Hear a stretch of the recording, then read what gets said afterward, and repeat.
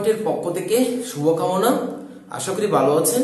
তো আজকে আমরা ভেক্টরের কোন একটা বলের উপাংশ বা অংশক, অর্থোগোনাল প্রজেকশন বা লম্ব অভিক্ষেপ এবং লম্ব উপাংশ কিভাবে বের করতে হয়, উপাংশ বলতে আমরা কি বুঝি সেই বিষয় নিয়ে আমরা আলোচনা করব।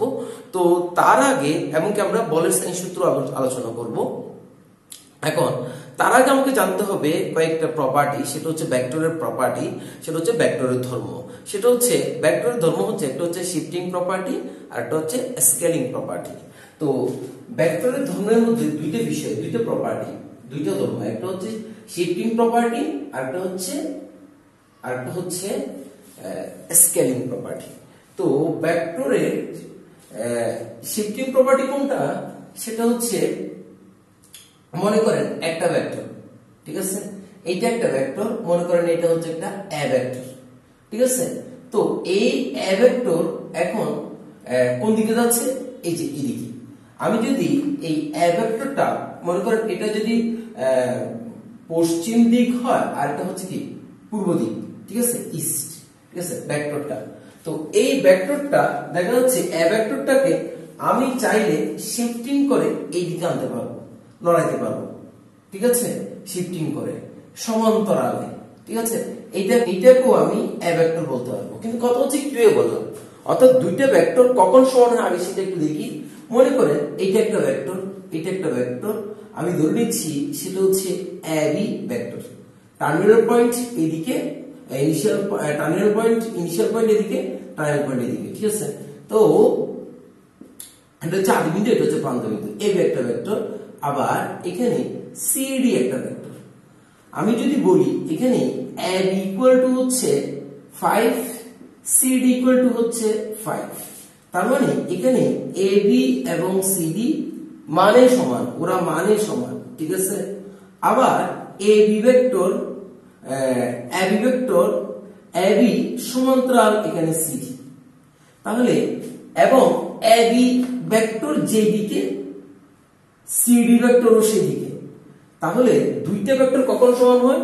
যদি তারা মানে সমান হয়, ঠিক আছে। অর্থাৎ তারা যদি এটা দৈর্ঘ্য যা, এটা দৈর্ঘ্য তা, 5 মিটার 5 মিটার, আবার এটা যেই দিকে যেই মুখী এইটাও সেই মুখী, আবার এটা যেই সমান্তরালে এইটাও সেই সমান্তরালে, তাহলে দুইটা ভেক্টর সমান হওয়ার শর্ত হচ্ছে তারা সমান্তরাল হতে হবে, তাদের মানও একই হতে হবে, তারা একই দিকে হতে হবে। তাহলে এখানে দুইটা ভেক্টর কি সমান। তাহলে আমরা এখানে বলতে পারি সুতরাং এ বি ভেক্টর সমান সিডি ভেক্টর। যেহেতু আমরা সেটা বলতে পারি, তাহলে আমরা এই এ ভেক্টরকে শিফট করে সমান্তরাল এখানে আনতে পারি, চাইলে এখানেও নিয়ে যেতে পারি এ ভেক্টরকে, ঠিক আছে।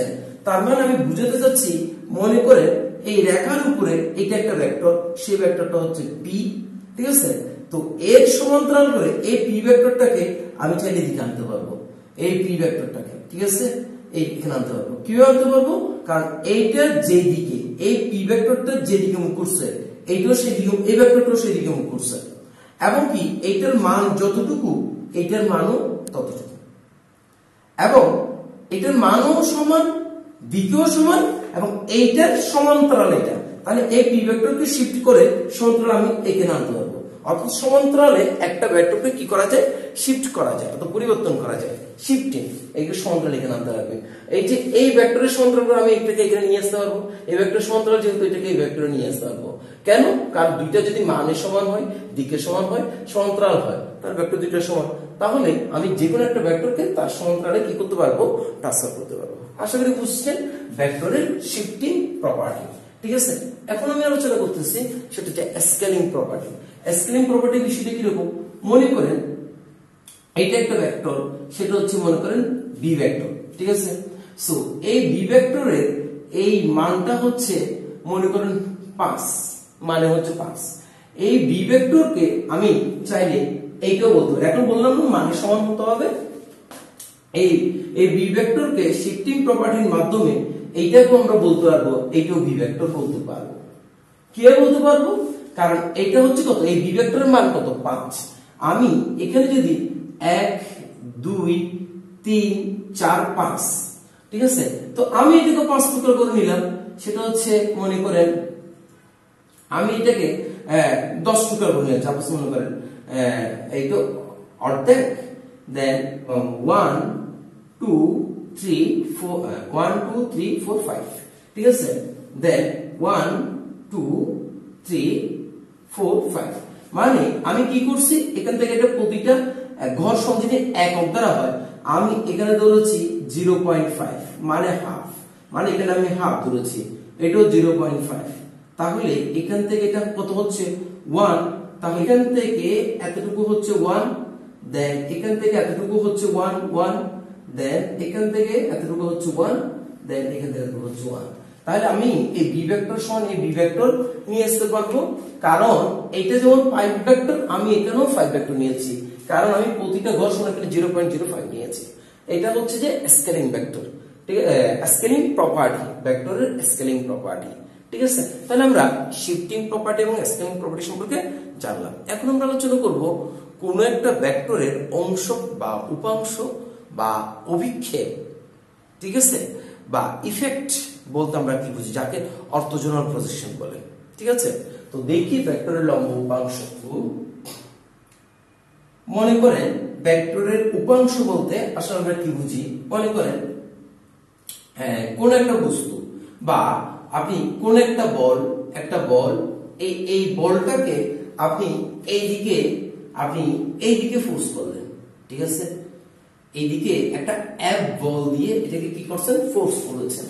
তো বলটা কোন দিকে যাবে, বলটা অবশ্যই এদিকে যাবে, ঠিক আছে, বলটা অবশ্যই যেহেতু এদিকে ফোর্স করছেন উপরের দিকেই যাবে, তাহলে উপরের দিকে যদি যায় তাহলে এখানে কি হয়েছে, ওয়াই অক্ষের দিকে গেছে, কিন্তু এই এক্স অক্ষের দিকে বলটার কোন ইফেক্ট পড়েছে, কোন ইফেক্ট পড়ে, বলটা সরছে কোন দিক দিয়ে, যেহেতু আপনি এইদিকে ফোর্স করেছেন বলটা গেছে কিন্তু উপরের দিকে গেছে, তার মানে এখানে তাহলে এক্স অক্ষের দিকে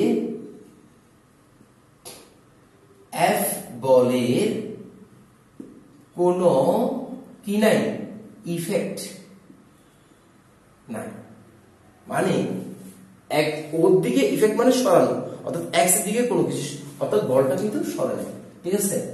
এখন আমি একটা বস্তুকে এই দিক থেকে ফোর্স করলাম, এটা হচ্ছে মনে করেন F1 বল, সে বলটা কোন দিকে যাবে, অবশ্যই এদিকে যাবে, এদিকে গেছে, ওয়াই এর দিকে গেছে, যায়নি, তাহলে যেহেতু আপনি এদিকে পিক করেছেন তাহলে বলটা অবশ্যই এদিকে যাবে, তাহলে প্রথমে গেছিল কিন্তু বলটা উপরে, এখন বলটা যাচ্ছে কোন দিক দিয়ে, এদিকে, কারণ আমি বলটাকে ফোর্স করেছি এইদিকে, তাই বলটা কিন্তু এদিকে সরছে।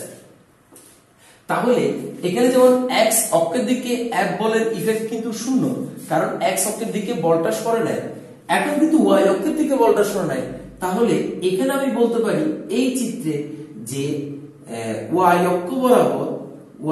অক্ষ বরাবর F1 বলের কোন উপাংশ বা ইফেক্ট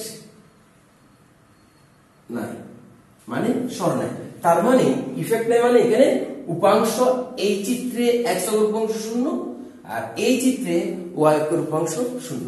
আচ্ছা, এখন আমি যদি বলি যে আমি এখন এই দিক থেকে একটা বলকে কিক করলাম, বলটা সোজা এদিকে মুভ করলো এবং বলটা এদিকে চলে আসলো, তাহলে আমি এখন কি করেছি, মনে করেন এটা হচ্ছে F2 একটা বল, যেখানে আমি কোথায় ক্লিক করেছি, এই দিক বরাবর ক্লিক করেছি, এখন বলটা কিন্তু এই দিক দিয়ে বরাবর সরে গেছে।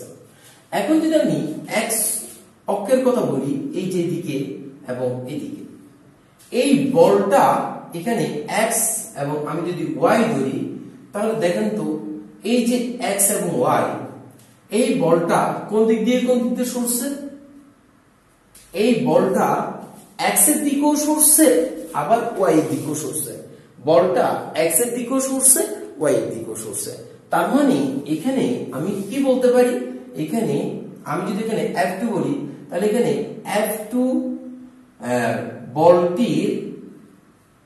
বলটির এক্স অক্ষ বরাবর কি আছে, এক্স অক্ষ বরাবর ইফেক্ট বা উপাংশ আছে, বা অভিক্ষেপ, লম্ব অভিক্ষেপ, এবং F2 বলটি y অক্ষ বরাবর ইফেক্ট বা উপাংশ আছে। তার মানে এই বলটা x অক্ষ বরাবর এবং y অক্ষ বরাবর কি আছে, ইফেক্ট বা উপাংশ আছে।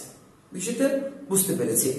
এখন আমরা আসি, তাহলে এই বলটা যদি হয় এটা F2 বল, এটা যদি হয় F2 বল, এদিকে যেহেতু গেছে এটা যদি হয় F2 বল, তাহলে এই F2 বলের x অক্ষ বরাবর উপাংশ কত, y অক্ষ বরাবর উপাংশ কত, অর্থাৎ কতটুকু সরছে সেটা বুঝবো কিভাবে, অর্থাৎ লম্ব অভিক্ষেপটা আমরা কিভাবে নির্ণয় করব, উপাংশ মানে হচ্ছে লম্ব অভিক্ষেপ।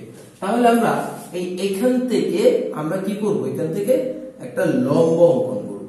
লম্ব অঙ্কন করলে আমি যদি এটাকে ধরে নিচ্ছি, এটা যে দিক থেকে সরছে সেটাকে যদি আমি ধরে নিই এটা হচ্ছে x, তাহলে এবং এই দিকের মধ্যবর্তী কোণটা যদি আমি ধরে নিই থিটা, তাহলে এই F2 বলটির x অক্ষ বরাবর তার লম্ব অভিক্ষেপটা আমরা নির্ণয় করতে পারবো।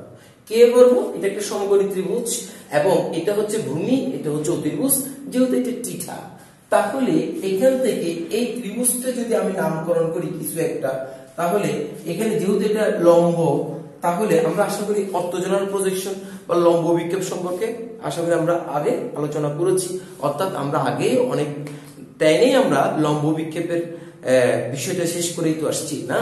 তো লম্ব অভিক্ষেপ হচ্ছে যে কোনো একটা রেখার লম্ব অভিক্ষেপ হচ্ছে যে কোনো একটা রেখার সাপেক্ষে কি করতে হবে, সেটাকে লম্ব অঙ্কন করতে হবে। যেমন ধরেন এইটা একটা রেখা, ঠিক আছে, AB একটা রেখা, আমাকে এই XY রেখার সাপেক্ষে কি করতে হবে, লম্ব অভিক্ষেপ অর্থাৎ অর্থোগোনাল প্রজেকশন আমাকে বের করতে হবে। এটা হচ্ছে এই রেখাংশের লম্ব অভিক্ষেপ।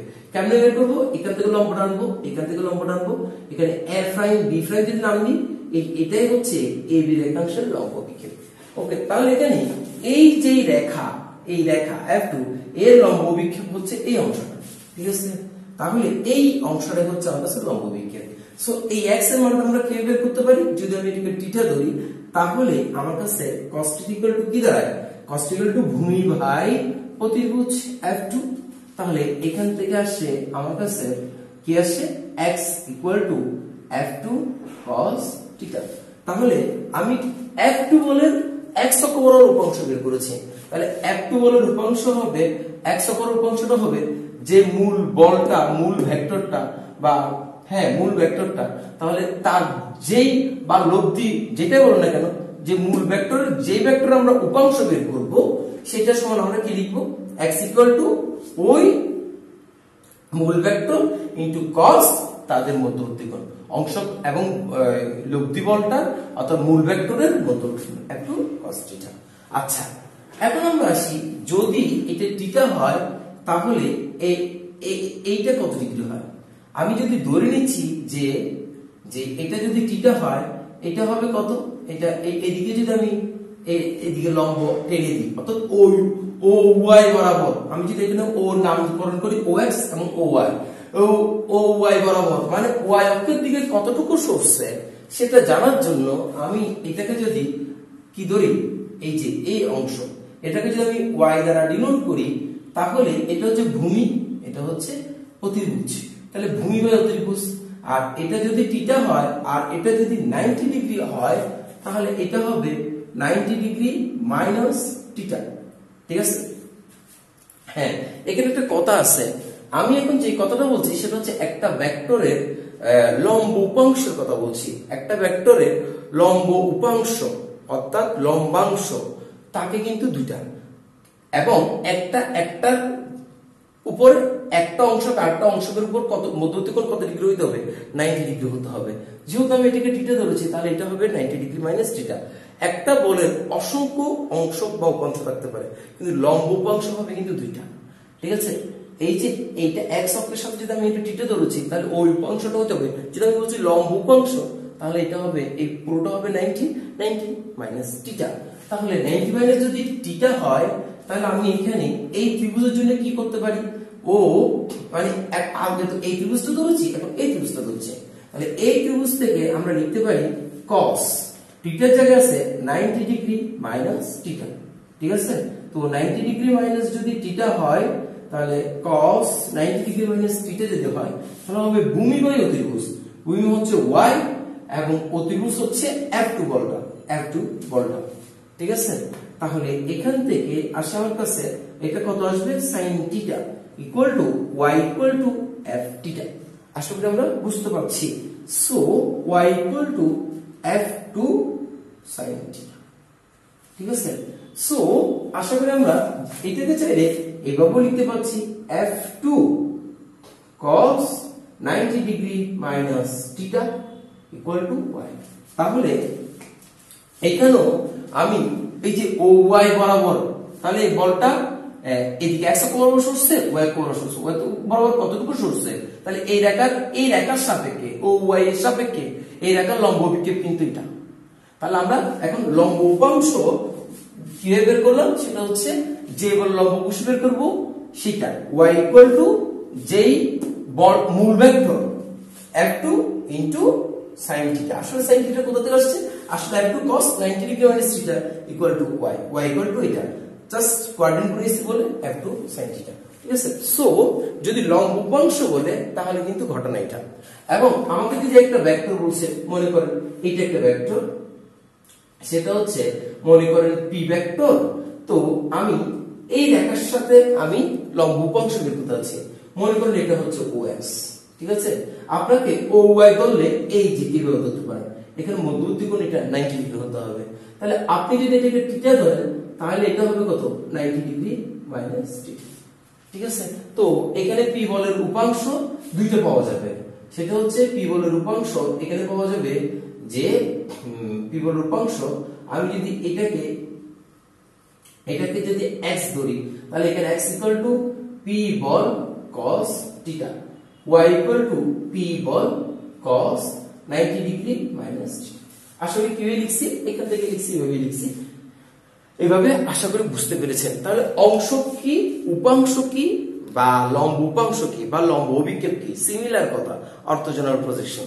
ঠিক আছে, কোন একটা ভেক্টরের লম্ব উপাংশ বলতে আমরা এই দুইটা x ইকুয়াল টু ওই যেই ভেক্টরের লম্ব উপাংশ সেটা cos সেই বলটা সেই অংশের সাথে মূল ভেক্টরটা কত ডিগ্রি কোণ করছে সেটা। ঠিক আছে, ঠিক একই ভাবে যে রেখার সাপেক্ষে বের করব। ঠিক আছে, তো আশা করি আমরা বুঝতে পেরেছি।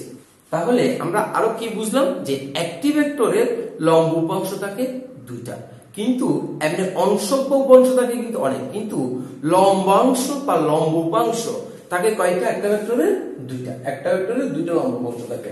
ঠিক আছে, কে বের করেছি আমরা। ঠিক আছে, এইভাবে আমরা নির্ণয় করে আসছি।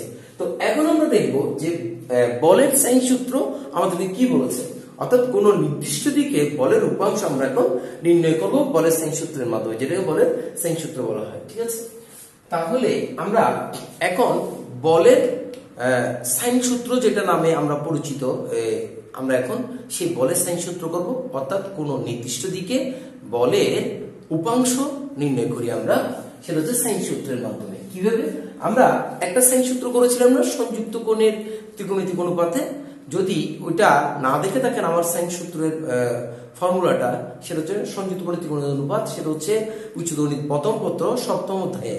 ঠিক আছে, সেটার ভিডিও আমার কাছে আছে, দেওয়া হয়েছে, চাইলে সংযুক্ত কোণের ত্রিকোণমিতিক অনুপাত যদি না দেখেন ম্যাথমেট 24 ক্লিক করলে এসএসসি হায়ার ম্যাথ ফার্স্ট পেপারে ওখানে সেকশনে ঢুকলে দেখবেন কি সংযুক্ত কোণের ত্রিকোণমিতিক অনুপাত পেয়ে যাবেন, সেখান থেকে সাইন রুল বের করে দেখতে পারবেন।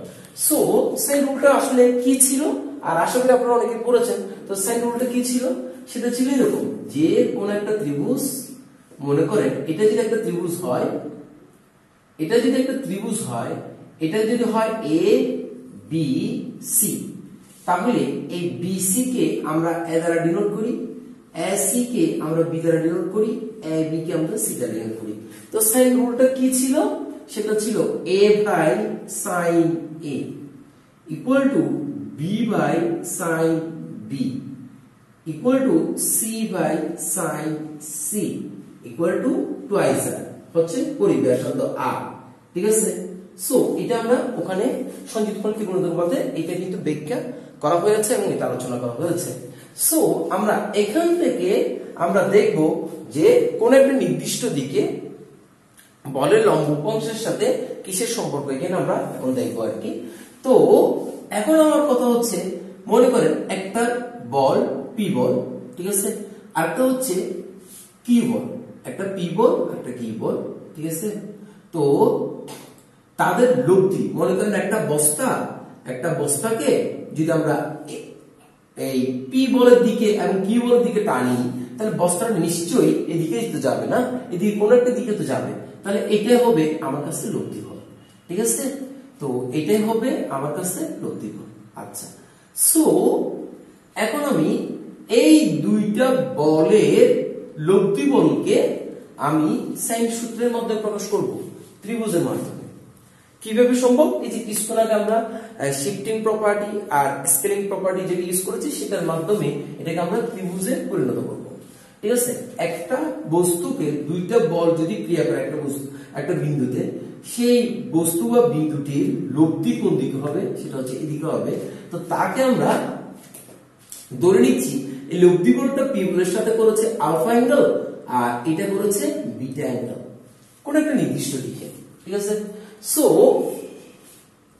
এখন আমি ওই যে শিফটিং প্রপার্টির মাধ্যমে এই কিউ বলকে যদি আমি এই দিকে ট্রান্সফার করি, এই কিউ বলকে যদি এই দিকে ট্রান্সফার, এটার সমান্তরালে আমরা বলেছি শিফটিং প্রপার্টিতে কিউ বলটাকে আমরা কি করতে পারবো, একই সমান্তরালে একই মানের দিকে আমি একই মানে, এই মানটা যতটুকু, মনে করেন এটাকে ও ধরে নিচ্ছি ও এক্স, ঠিক আছে, ওয়াই জেড, মনে করেন এভাবে নিয়েছি আর কি। সো এখানে আমরা কি করছিলাম, এখানে আমি যে কাজটা করছি সেটা হচ্ছে ও এক্স বরাবর পি বল ও জেড বরাবর পি বল কাজ করতেছে, দেখ ওদের লব্ধি হচ্ছে ও ওয়াই বরাবর আর বলটা কাজ করতেছে। এখন দেখেন তো ও এক্স ওয়াই এই ত্রিভুজটার মধ্যে একটু দেখেন তো, আমি এখানে কিউ বলটা এখানে আনতে পেরেছি না, অর্থাৎ ও জেড বরাবর কিউ বলটাকে শিফট করে আমি সমান্তরালে মান ঠিক রেখে দিক ঠিক রেখে আমি করতে পারি, শিফট করতে পারি। তাহলে এখানে ও এক্স ওয়াই একটা কি ত্রিভুজ তৈরি হয়েছে, একটা ত্রিভুজ তৈরি হয়েছে। তাহলে এটা যদি বিটা অ্যাঙ্গেল হয়, এটা কত অ্যাঙ্গেল হবে, এইটাও বিটা অ্যাঙ্গেল হবে। আর এখানে যে কোণটা তৈরি হবে, তাহলে এই ত্রিভুজের একটা ত্রিভুজের তিন কোণের সমষ্টি কত ডিগ্রি, 180 ডিগ্রি। তাহলে এখানে ও এক্স ওয়াই এই কোণটা সমান হবে কত, 180 degree minus alpha plus beta হবে, এতে কোনো সন্দেহ নাই, ঠিক আছে। তাহলে আমরা সাইন সূত্রে কি দেখেছি, সাইন সূত্রে দেখেছি যে বাহুটা নিব, যে বাহুটা তার অপর যে বাহুটা নিব তার অপর দুইটা বাহুর মধ্যবর্তী কোণের সাইনের অনুপাত, ঠিক আছে, ইকুয়াল টু যে বাহুটা নিব, এই বাহু নিলে সেই বাহুর বাদে অপর দুইটা বাহুর কোণের সাইনের অনুপাত, ঠিক আছে। তাহলে আমি এই ত্রিভুজটাকে এই ত্রিভুজের সাথে তুলনা করে এখান থেকে আমি কি লিখতে পারি বলেন তো, এই সূত্রটাকে ইউজ করে কি লিখতে পারি, তো আমরা লিখতে পারি ত্রিভুজের সাইন সূত্র হইতে পারে এই সাইন সূত্র, অর্থাৎ আমরা লিখতে পারি যে ত্রিভুজের সাইন সূত্র হতে আমরা ত্রিভুজের সাইন সূত্র হতে কি পাই, সেটা হচ্ছে পি বল অর্থাৎ ও এক্স এই বাহু, ঠিক আছে, পি বল ও এক্স এর বিপরীত কোণ, ও এক্স বাহুর অপোজিট কোণ কত, সাইন বিটা, সাইনের অনুপাত, ঠিক আছে, এই কোণটা। এরপরে আমি যদি কিউ বলটা নিই, কিউ বল মানে কোন কোণটা, সেটা হচ্ছে X Y divided by sine alpha equal to, আর তাকে কে এক্স ওয়াই, আমি এবার দেবো O Y by sine 180 degree minus alpha plus beta, ঠিক আছে। আশা করি আমরা এতটুকু বুঝতে পেরেছি, ওকে। তাহলে এখান থেকে আমরা কি লিখতে পারি, ও এক্স হচ্ছে পি বল sine beta equal to X Y হচ্ছে কিউ বল sine alpha equal to O Y হচ্ছে আমাদের লব্ধি বল আর এখানে সাইন কোয়াড্রেন্ট গুলো আসতেছে আমাদের কাছে কি, সাইন আলফা প্লাস বিটা, এটা নিয়ে তো বলতে হচ্ছে না, সাইন 180 ডিগ্রি, ঠিক আছে, 1 2 মাইনাস এখানে সাইন পজিটিভ, দুইবার করছে সাইন ঠিক থাকবে। এই হচ্ছে বলের সূত্র, যেখানে দুইটা বলের লব্ধিকে আমরা ত্রিভুজের সাইন সূত্রের মাধ্যমে প্রকাশ করেছি এবং অংশদ্বয়কে আমরা আর বলের মাধ্যমে রূপান্তর করব, ঠিক আছে। তো সেটা কিভাবে করব দেখেন, সুতরাং লিখতে পারি আমি পি ভাই sign beta equal to R by sine alpha plus beta. তাহলে এখান থেকে আমি লিখতে পারি P equal to R sine beta equal to sine alpha plus beta. তাহলে আমি এখানে পি অংশকে আমি কি করলাম, আর বলের অর্থাৎ অপর দুইটা কোণের পি বল নিছি, তো পি বল নিয়ে অপর দুইটা কোণের মধ্যবর্তী কোণের সাইনের সমানুপাতে রূপান্তর করলাম, ঠিক আছে, লব্ধি বলের সাথে, ঠিক আছে।